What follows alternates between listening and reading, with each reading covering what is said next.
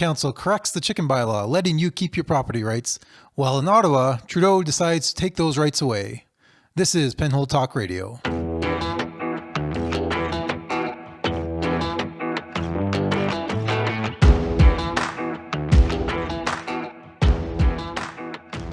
And we're back. Welcome. Thank you for joining us. My name is Brian Constantine. I am here, as always, with my co-host, Michael Rowland. Hello, hello. And it's just the two of us. Sorry, you got to put up with just us. We do have more guests scheduled, so you can look forward to that. Apparently, they haven't been scared off from last week, so that's good. And thank you again to Mary Arjot for coming on. Especially in this kind of political climate and cultural climate, there's more than a few people looking to get that kind of soundbite, that hit piece, out there. And it doesn't have. You might think that's crazy to think about. You know, after all, we're just Penhold Talk Radio. Who really listens to this show? just think about how many people have been caught by their like 9-year-old tweets. Or tweets from like 9 years ago. Oh yeah, and some obscure conversation they have with somebody, or something from years ago. It doesn't take much, and someone will track it down and use it to their advantage. Yeah, I don't think Arjot has said anything that would like disqualify him from say the PC party head when he runs for it in 5 years, 10 years down the road. Yeah, I think he played it pretty safe. Yeah, our interview and discussion was not too too controversial. Not yet, yeah. No, I think he'll be good. So yeah, I don't think there's going to be any sound bites that anyone's going to be able to scrub from our interview. Unlike say, it's not like he was accusing a Jewish MP of standing with swastikas. nothing quite like that. Yes, that did happen. That was our prime minister, but not our mayor. That was the prime minister saying stuff like that just this last week. And that is definitely a soundbite that's gone around, and didn't have to wait 9 years for that. But nope, we're good. We're moving on from that. I'll just leave that little right there. If you want more, I'm sure you've heard of it. But as always, sources on penholdtalkradio.ca if you want to see a prime minister accuse a Jewish MP of being a Nazi sympathizer. That's our leader. And I say it jokingly, in a jovial manner, because I don't know how else to say it. Laugh. You just shake your head in despair. Otherwise, you laugh while the world burns. How else do you get through it? That's right.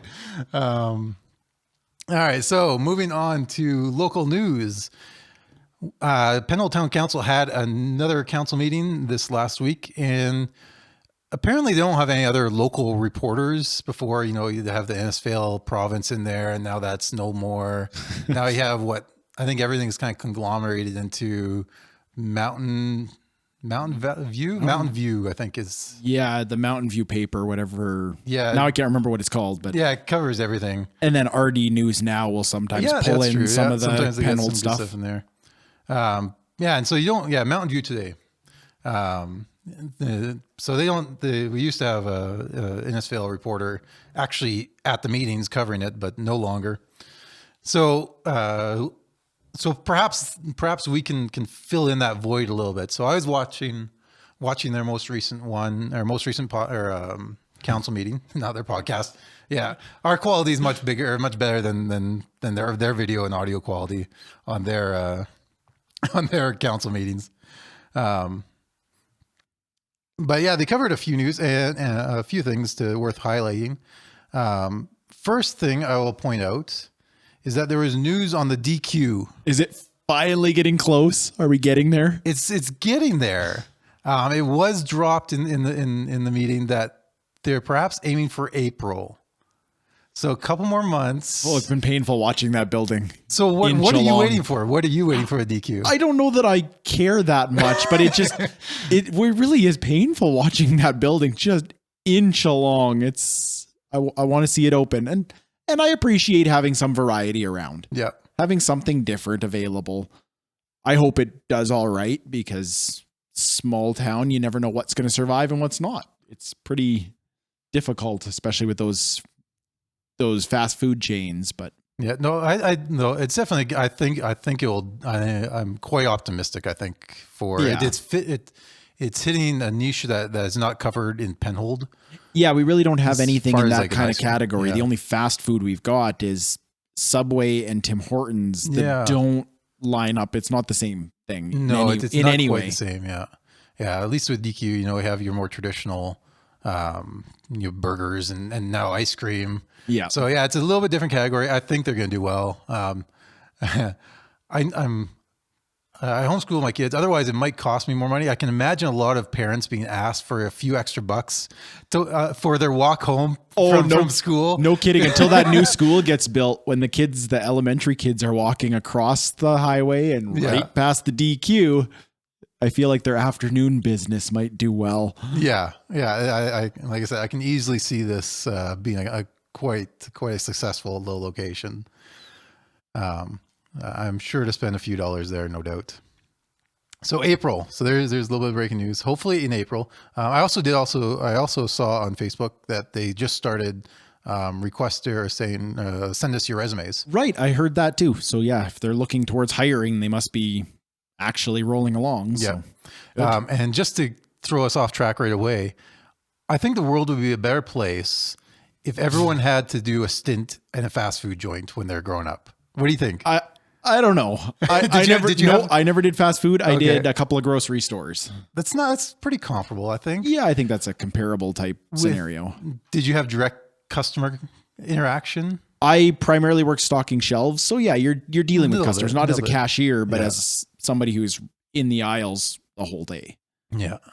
I did the A&W on South Point for a number of years, and it definitely gives you appreciation for later on in life when you go to the fast food place and the order is taking longer or they screw up. Yeah. So it gives you patience, but I think it also instills a lot of good. It's usually the first entry into the workforce. It provides a nice structure for getting those simple tasks and seeing the kind of the flow of how a team works together to get things done.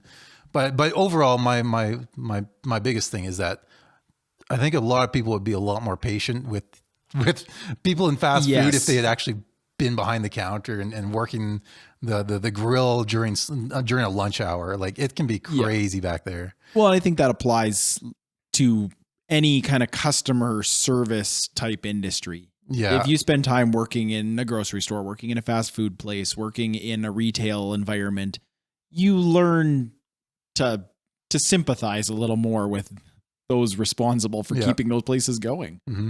So yeah, I agree. Just my opinion. Yeah. Yeah. We don't have any like mandatory military conscription, mandatory fast food, Canadian mandatory retail fast food work. That's right. There we go.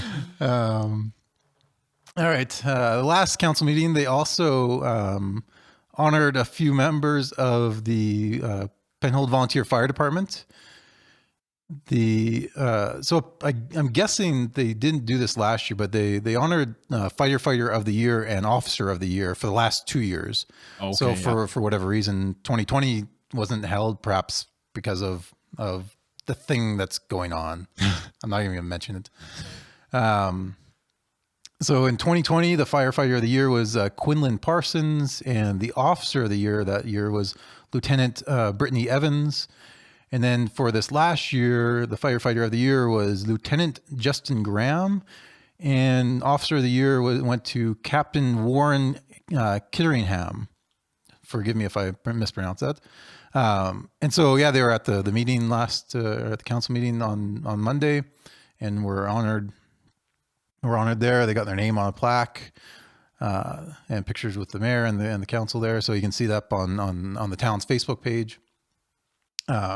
Again, yeah, it's as part of a volunteer fire department. It's definitely something that we need. If perhaps this is where we should be sending people to get a better society, spend a year or two in a volunteer fire department or something like that. And there, yeah, you'll learn some discipline, some cool skills. I do have, in my previous life, I have a little bit of fire department experience. I'll leave that for another time. But so yeah, I appreciate it. Thank you for your service, your dedication, your volunteer spirit when it comes to this. This is where this isn't something where you can just I'll go in for 3 hours and hang out. And visit and that it's kind not of thing. a casual commitment. No, it is volunteering to the extreme. Yeah. These people are always on call, and that's just when you see them most. I guess it's the count. What I'm kind of getting to is it's the hours and training that just kind of go missed often. Yeah, like they do a weekly training session. Like there's a commitment beyond just showing up when there's an incident. Yeah, but that's just weekly. But then there's like other specialized courses on firefighting. I know they're involved in the medical side of things as well, as far as medical treatment and first aid response goes. So they cover a wide basis around here. And so thank you to them, and we recognize your duties and sacrifices and volunteer work for this community. And then the show got started. The real controversy. Yeah, and it's funny. I was watching on the online feed, and you can just everyone was like, "All right, here we go again with the chickens." So yeah, if you want to get caught up, we got a couple other podcasts going on with this. This has now been this last council meeting. The bylaw was brought back to council for second reading. And immediately the conversation went to concerns about the neighborhood acceptance form, I think they called it. It's the requirement in order to get to successfully apply for chickens and penhold, you have to get approval from your neighbors to your sides. The guy across the alley doesn't count. The guys on the side are the ones that matter. You had to get their signature to actually complete the application. And so when this was brought up, first of all, I asked some questions about this to council, and they seem to have taken some concern now regarding this. And so they discussed this for a while, and they seem to put this in place initially to try to appease kind of both sides of this issue. Yeah. And we'll get to that in a second. To try to appease both sides of this, we've got people for and against the chicken bylaw, though apparently 72% in the survey actually wanted it. So if you take that as kind of a poll or like a sample of penhold, it's even though not everyone was polled or sampled it gives you a good range of where things probably stand. So this seems to be a fairly popular position or popular bill, but they decide there's still some who were against it and they want to try to appease them. And I think they with those good intentions, though, I think they went in a very dangerous is may too strong of a term, but in that direction. Like, we're talking chickens, and now they're talking about basically taking away property rights. Yeah, as minor as it may seem in just a chicken bylaw, that's a precedent that when applied broadly, it is dangerous. You're taking away a significant right. You're giving your rights to your neighbor. Yes. And like, in what other realm is that happening? They did mention that there are some, like, if you have a secondary suite or a home business, you might have to inform your neighbors, but they don't have any kind of veto power. It just kind of is part of your application. Yeah. So, just here's a heads up what's happening, but it doesn't actually have any like I said, veto over whether or not you have a home business or a secondary suite. This one a step further. And fortunately, it seems councils recognize kind of their good intentions gone awry here. And they talked over a while to try to change the wording of it. They actually voted, or there was actually a vote to scrap it altogether.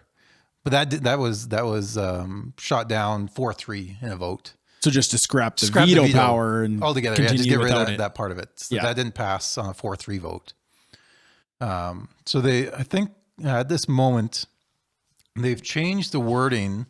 Let me get my notes here.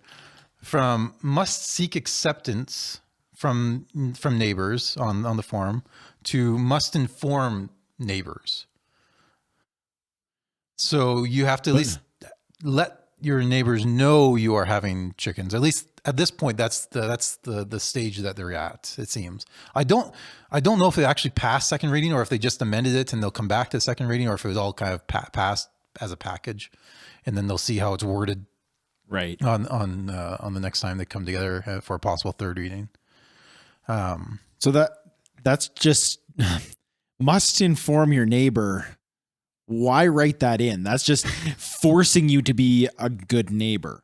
That's what it's kind of thing. It's almost, it's kind of legislating good neighborliness. Yeah, what you would consider kind of common courtesy as a neighbor. Yeah, you're now legislating common courtesy. Like something's a little odd about that. Yeah, I don't. It seems like why it just if it's not really going to impact the application process, then just scrap it. Yeah, like I don't think this is actually beneficial to the bill at all. It doesn't actually change one's application and whether they'll be accepted or not. So it doesn't actually go towards whether or not your application is granted. And so why put it in there? Yeah, it does seem to be one of those good neighbor things. And this is again, the government seeing a good thing and saying, okay, we'll make them do that good thing. Yeah. Of course you should let your neighbors know about it. Like, I think that's good courtesy, but I don't think it's good policy. It's not good. It's not good bylaw policy. Yeah. But nonetheless, I'll give them credit that they recognized it. I think it is at least better than it was. That your neighbors don't actually have control over your property, at least in this regard. But now here I want to start transitioning to our second story slowly. So it makes sense, and you don't think I'm too hyperbolic in this. So as part of the conversation around the bylaw, it was brought up by Councillor Mueller that it was easier to reduce restrictions later on than add more. So the conversation, is have we made this process too difficult? And most councillors have been on board that they kind of want to put in a number of hoops. So people who really want to do it have to jump through them, and those who don't really want to, then they'll pass up on it. Now, so this, and then the veto is just one of those hoops. And so the question is, well, how can we get rid of this hoop for people? And his argument was, well, let's keep it in place just in case, we get a mad rush of chicken applications. And that way we have better controls in place. And then if we find out like only a handful of people want chickens, we can then scale back the hoops, as it were. Yeah. And this seemed to get some traction, some agreement with other councillors, and certainly there seems to be at least initial reason to it. I think in many cases, you kind of put up extra barriers just in case things go wrong. It's kind of like extra safety margin. It sounds like good parenting practice. Maybe not good governing practice. Maybe, yeah. So, like I say, there's a sense there's a nugget of reason, it seems, in there. A little safety margin, as it were. And who's going to argue with having more safety? But in this case, safety comes in the form of regulation, more government regulation. But how about we restate this? So the position was, we'll put more restrictions in place now, and then perhaps pull them back later if we don't need them. How about we restate that this way? It's easier to take freedom away now and then give it back later. I think that changes the perspective of that argument a little bit without I think changing it. Yeah, it really doesn't change the argument. You're still talking here. You're talking about your right or ability to have chickens, your freedom to use your property how you see fit. Mm-hmm. So I don't think it changes the argument. No, but it certainly changes perhaps your kind of reaction to it. Yeah.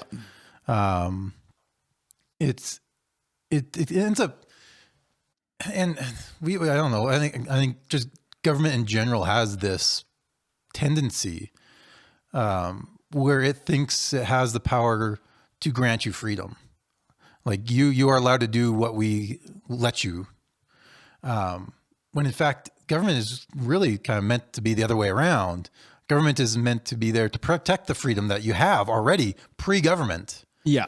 You don't have a right to free speech because the government says you have it. You have it because that is yours innately as a human being, as part of natural law, as part of divine law, if you go that way. Your right to property and its use is yours. And to restrict it, you can't just say we're going to restrict it because, safety or because we want to appease this other side. You have to present a kind of a counter, or you have to present, I think, a more compelling case to trump that other right. Yeah, you need to provide a justifiable reason for removing a freedom or a right, not start at a baseline of no freedoms and rights, and now the government will allow you whatever they see fit. Mm-hmm. They're starting at the bottom of no rights and saying, well, we will grant you this right, instead of starting at the top and saying, this is why we need to restrict this right and the rest remain. Yeah. Yeah. And notice what's going on here. It's not even restricting freedom, your use of property on an actual threat or an actual issue. This is we're going to restrict your right to use your property just in case things could go wrong. Yeah, it's not even an actualized threat. Yeah. It's all it is there might be, and because there might be, we're going to put a little safety in here, and that safety is regulations that's going to take away your freedom. Like I said, it sounds good if we're just talking about safety, protection, but what's actually going on here is the removal of your freedom and your ability to use your property as you wish. Yeah. And if that's going to be the case, you better be presenting an actual justified reason for this and not merely this potential out there. Yeah. All right. So follow along here. So it's this idea that here in Penhold, this council actually proposed the possibility of taking or of giving other people rights over your property in some way.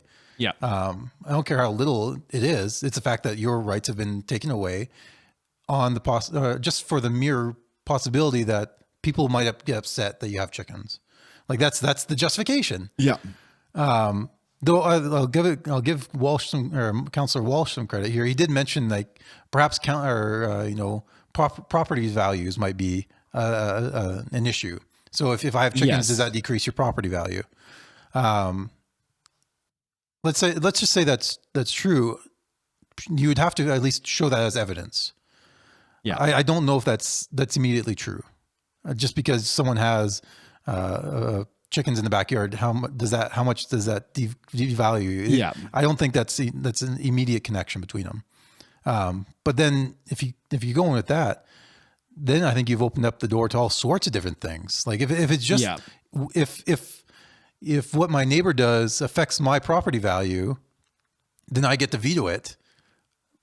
Yeah, we've kind of discussed this before. Yeah, where you're just going to shut down anything. It can go right down to things like individual freedom, like paint color on your house. You can go as far as that because if somebody paints their house a whole bunch of random bright colors, you're going to have a harder time selling your house because people don't want to be a neighbor to that chaos, or graffiti or whatever else you're doing. So yeah, you open up a Pandora's box kind of scenario where does this end? Yeah. Or at least you have to put in some significant threshold there. Yeah. And a direct assault on your property value. There has to be a large threshold for that even to come into the conversation. But at least they're thinking along this lines now. But the fact that it was that I don't know if they've quite grasped the third rail that they've touched with this.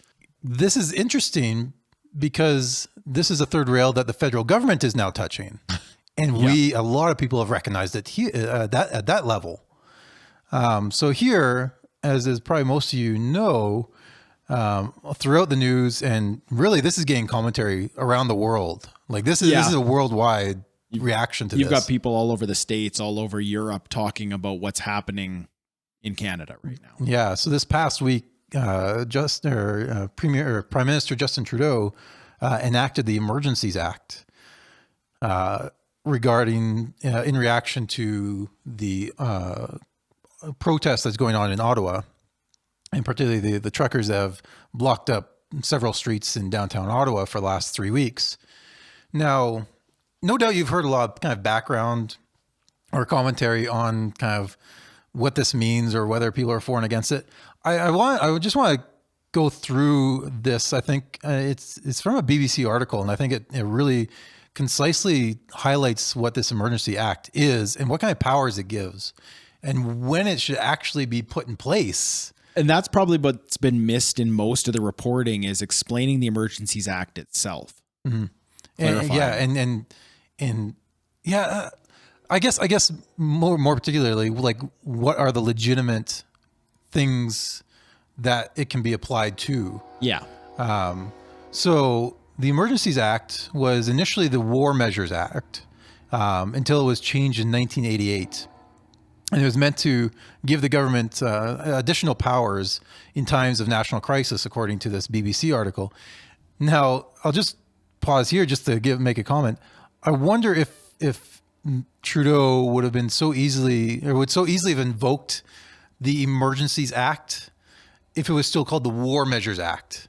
It just seems so absurd to enact the War Measures Act on a blockade on a few streets in Ottawa. That's not a war. So why would you be putting the War Measures Act? It's a lot easier to associate something, calling it an emergency, than a war measure. Yeah. The term emergency just gets passed around so frequently, especially nowadays. Like, many provinces have been in a state of emergency for the last 2 years. Yeah, been in and out of it for the pandemic and then financial things going on. Like, I think in Alberta, we had it over crop issues this last summer. There was some kind of state of emergency put in place for that. It certainly has. Calling it an emergency, okay, there's a lot of things that we class as an emergency. Not a war, but an emergency. That's right. Oh yeah, that's what I mean. We noticed that we've had lots of emergencies, but if you say we have a lot of wars, not so much for Canada, especially especially to the point of enacting a legislation against Canada or against Canadians to remove some of their civil rights. The BBC article continues that the situation must meet a high bar, specifically an urgent and critical situation that seriously endangers the lives, health, or safety of Canadians.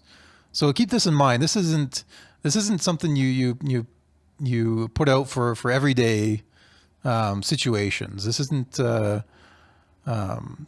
This is a legislation that's meant to be used in extreme scenarios, essentially. Yeah. So we got a really high bar. Like, essentially, this is kind of the nuclear bomb of legislation in Canada. It's a last resort when you've got nothing else to throw at the situation. You pull this out. Exactly. Yeah. So the article continues, and Cabinet may only invoke the legislation. This is important. If the emergency cannot be addressed by any existing federal law, or if it exceeds the capacity of the provinces to handle it effectively. So it has to be this urgent and critical situation, threat to lives and safety of Canadians, and it has to be such a scenario in which there are no other laws in the book that could be applied to that situation. I don't know if I'm pretty sure there are other laws that could address semis being parked in the middle of a street. Yeah. Like I know there is. There's especially in Alberta here, we got the Critical Infrastructure Defense Act, I think is here. But just the fact that there's traffic bylaws and provincial laws regarding use of roadways. Yeah. Like all these things justify people being arrested for blocking the roadway. So they already had they already had the legislative power. Yep. To deal with this. Yep. And they even had the manpower, because almost ironically is not the right word, but just kind of as a direct refutation of this Emergency Act. I think it was the day before it was enacted that the blockade in Windsor of the Ambassador Bridge was cleared. Right. Yeah. Like that was before the Emergencies Act. They had the ability to clear it. Yeah. And that a blockade of that bridge might actually be, that would have provided you greater justification, because that's like threatening perhaps more economic issues and security in the that's at least had some semblance of reason. That's the one that was like a quarter of Canadian import comes 20 or 25%, it was insane amount. Yeah, huge percentage of our import comes on that route. Yeah. But we're talking about I think the last stats, or the most recent ones I've seen, were 300 plus vehicles and 150 odd protesters blocking up downtown Ottawa. Hardly a serious threat to Canadians, and certainly not one that other laws on the books cannot handle. All right. So the emergency outline, or the Emergencies Act, also gives kind of the scenarios or the types of emergencies that have to be in place in order to legitimate or justify its use. And so again, this article says that the Emergencies Act outlines 4 different types of emergencies: public welfare emergencies, public order emergencies, international emergencies, and war emergencies.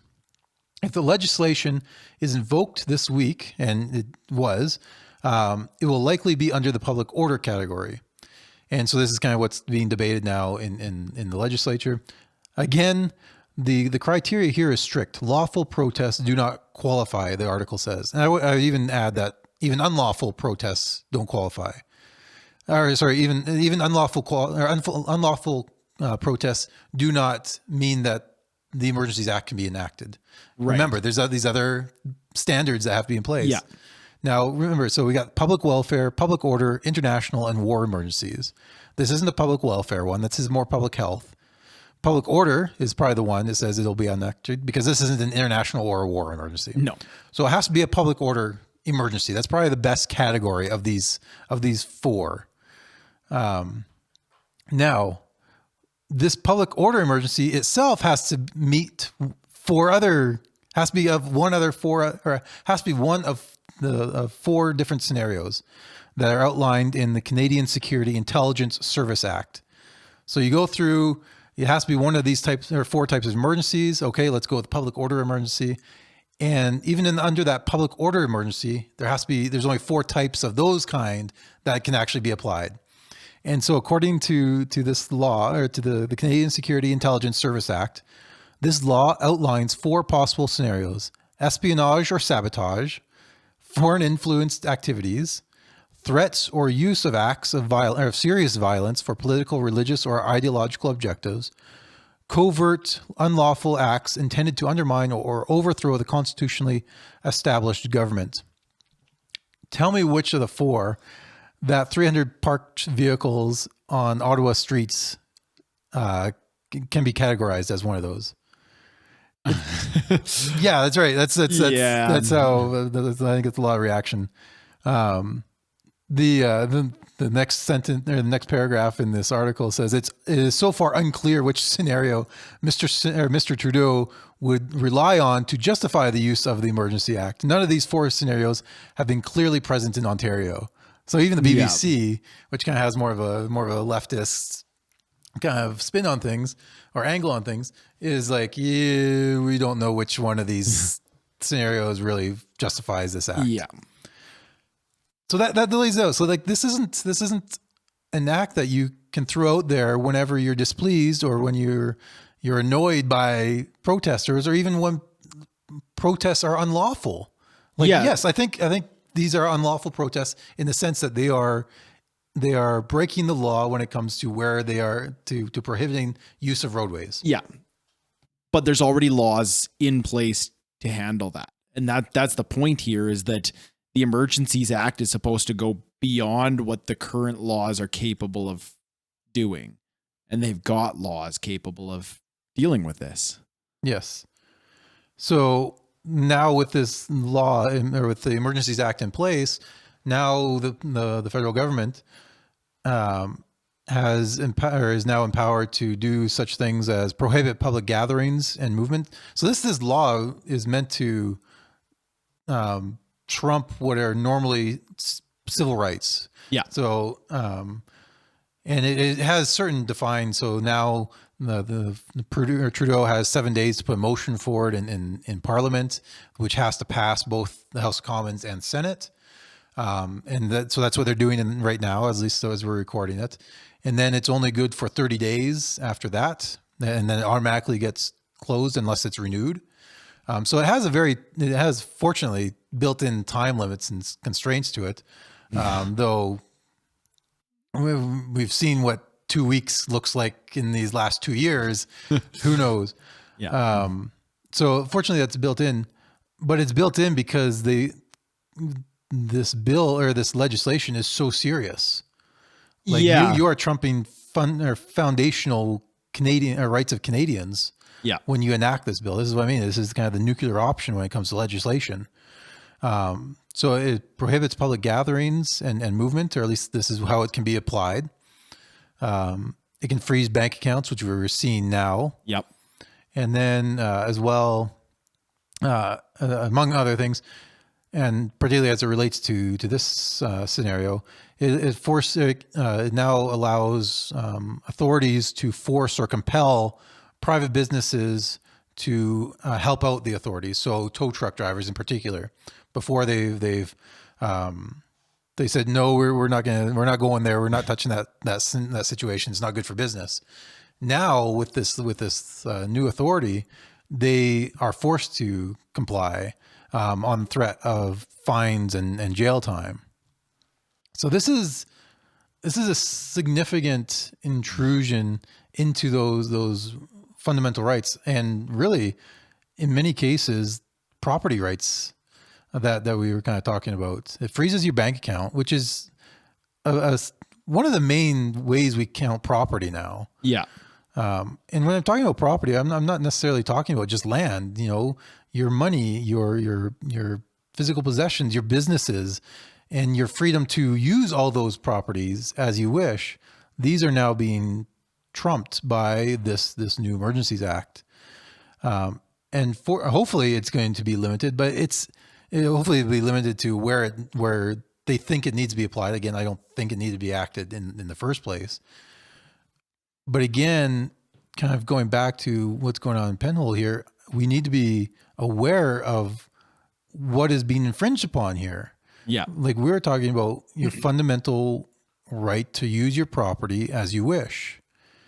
And I don't know if the property rights are viewed as highly as they really should be. We seem to put freedom of speech is up there, or freedom of protest, and freedom of the press. These are like the super rights. Yeah. And then property rights are important, but they don't reach the kind of the upper threshold if we're doing one of those scales. Yeah. One of those chartings. But I think that does it's a disservice, but I think it highlights how little people actually understand or think about property rights and how significant they are. In fact, one article also goes on to mention that as serious as this law, or as the Emergencies Act is, and as intrusive as it is to take over some fundamental rights, The headline in a National Post article says that 2/3 of Canadians support use of the Emergencies Act and want Freedom Convoy cleared out. I got to think that many of these people don't understand the Emergencies Act. Yeah. And the seriousness of it, and the seriousness of this legislation. Like this is a law like no other on the book. It also is concerning because of the precedents that get started when we're talking. Yeah, when we're talking about government, and so when this was enacted, Trudeau made very careful to say that this is going to be just used in a very targeted way. Primarily in Ottawa against those people at that time for this area. So he's trying to quell people, like, don't worry, it's not going to be everywhere. But I think he misses the point. Because you've triggered the kind of the nuclear legislation for a non-nuclear threat. And when it comes to government, everyone's looking for precedent. Like, now the next guy that comes along, well, now I can just point back to this guy and say, well, he did it because there's 300 people parked in front of Ottawa for 3 weeks. As long as you have a comparable kind of scenario, you can justify enacting it again. Yes. And then at that point, government is always on the creep. Like that's how it is. It's always going to take more and more ground. And it requires the citizens to stand up, even when, even when you say, okay, perhaps we want to get rid of this convoy. And if the Emergencies Act does that, then perhaps good, we'll speed it up, this process. But you've missed the precedent that is set. You've missed the fact that fundamental freedoms are just overrun in this small scenario. And then if they're overrun on this precedent in this small way, government creep is going to say it's going to be used on lesser issue for bigger purposes. Yeah. And that's a dangerous road to be traveling down.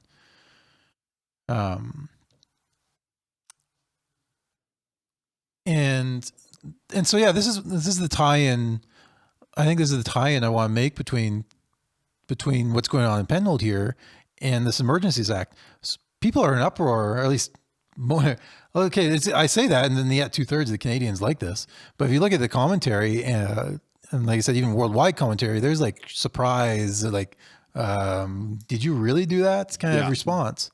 Because everyone knows that this is a serious act to do, even if it's used on a limited basis. Now, when it's so I lost my train of thought there. It's back to kind of comparing what's going on in Penhold here and this Emergencies Act. Is I don't know if either the Penhold Council or Trudeau really understands the significance of what he just did. Like you are trampling on property rights in a very unjustified manner. Yeah. And I don't know. It's my mind wants to speculate that perhaps that was made easier by the fact that we've seen 2 years of rights being infringed on without a clear demonstration of justification for that. And minimal to no pushback. They got away with a lot of infringement on rights without the justification, and not a lot of people said anything.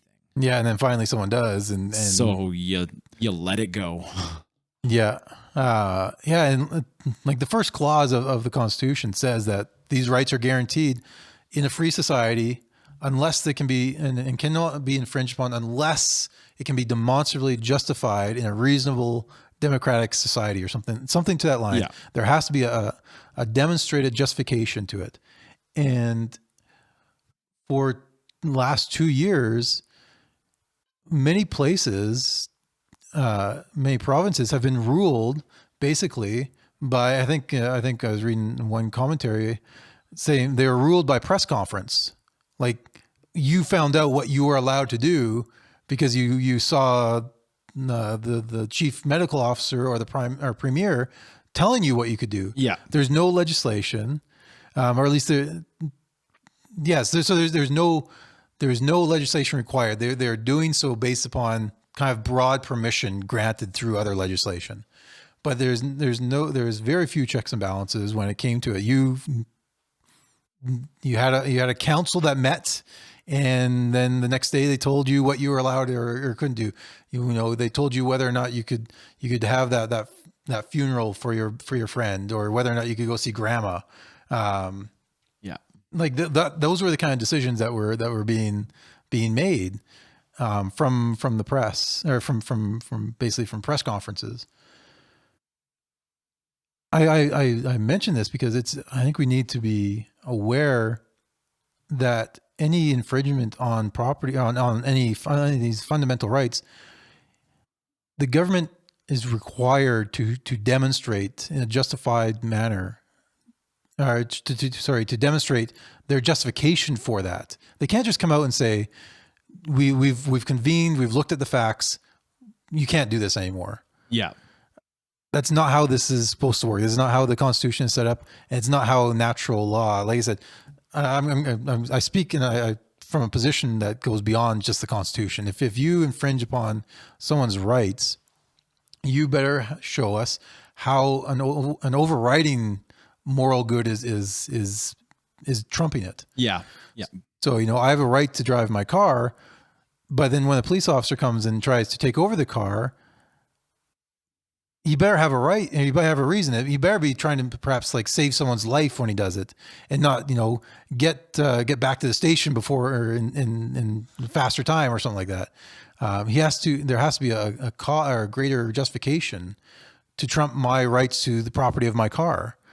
And sadly, I think over these 2 years, and the courts have not been very helpful at all. They really have been kind of rubber stamping, I think, a lot of these, and worth looking at some of the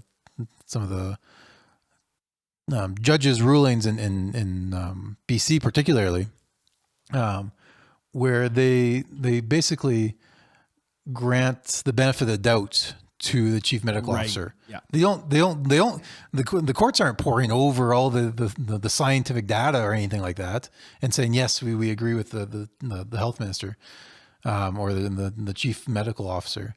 They're just granting them benefit of the right, or benefit of the doubt, perhaps for expediency. But that's not how this is meant to work. Yeah. And doing so, I think, reverses the scenario. It allows government to say, you have these rights if we give it to you.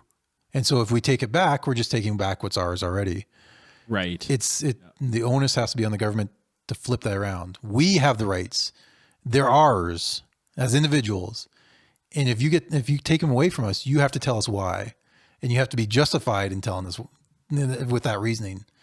And it just has not happened clearly for these last 2 years. And so when something like this with the Emergencies Act comes along, and you really don't see any justification, particularly as the act itself is laid out, it's a concerning direction that these rulers and premiers and leaders are moving in.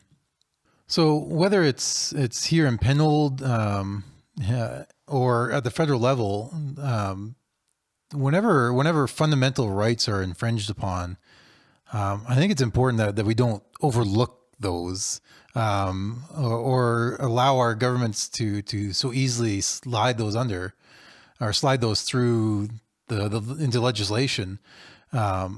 Those are rights that are that are ours.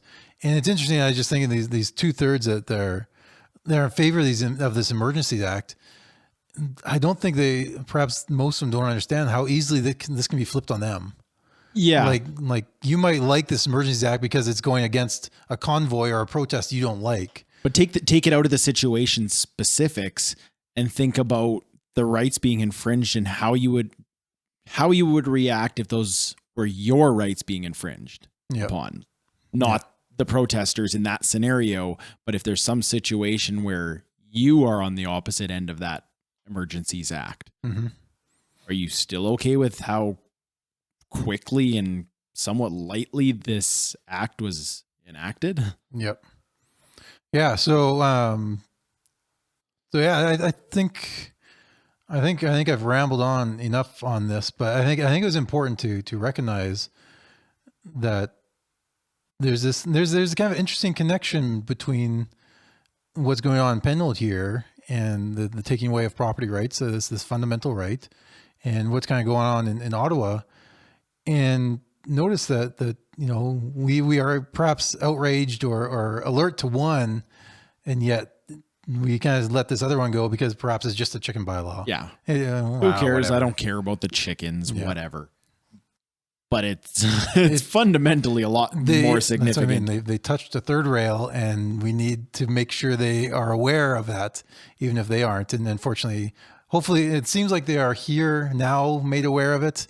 Hopefully, this federal government is aware of it, and hopefully, we start to hear more justification and respect, or justification for taking away these rights, and respect for the rights that Canadians actually have, innately, natural law, divinely given rights. And perhaps let me just end on this. These rights, talk about rights is often, I think can be presented in give me what's mine kind of situation. But what I'm talking about when I view rights, they come immediately with responsibility. So when you have a right to your property, that means you have control over it. So when we say someone can't steal from you, not only does it mean they can't take that possession away from you, but it also means that they can't control it. You possess that thing. You actually control that property. You control what you do with your money. You control what you do with your land, with your business. Yeah. And only in scenarios that are just demonstrably justified can those rights be infringed upon. But you have control over it. That means you have a responsibility to use that land, to use that money, to use that business in the way that you see is right. And so you have a responsibility. It's not just, you don't own something, I think, just for your own benefit. I think there is this, I think there's this notion that freedom just is, I do whatever I feel like I want to do, or I have this right, and so therefore I can do whatever I want to do. I don't think that's freedom, or at least that's not the way I think of freedom. I think freedom to do what I ought to do is what I'm talking about. And so I need that freedom to do what I ought to do with my money or with my business or with my property. And so taking away that freedom, or taking away property rights, takes away that freedom that I have to do what I should be doing. And that's not something that should be done lightly. That's something that we need to be aware of. And we need to be aware of, if we're asking for these rights, we have responsibility for those things that we now own, that we now possess, that we now use as they are intended. So yeah, I think that is where I ended. I don't have anything light to end on. I'll put this. I'll put an article up on Penal Talk Radio and in our sources for a little bit of a lighter touch if you want to look at it. We'll save it for now. We won't. I think we've perhaps angered enough people or got a little high on our soapbox already. So I won't rag on another group of people here. But it'll be up there if you want to read the story. It has been making the rounds. It's kind of a fun story, especially if you're in the religious circles. Let's put it that way. Yeah, it's a kind of it's a religious story, and kind of one of those in-house scenarios that only happens, I think, in religious area. It's just a uniquely religious scenario that's quite humorous. But I'll leave it there. I'll tease it there. But until next time, thank you for coming along with us, for hanging in there with us again, with me with my ramblings. Thank you. Perhaps we'll see you at DQ sometime soon. But hopefully. In the meantime, I am Brian Constantine. And I'm Michael Rowland. And this has been Penhold Talk Radio.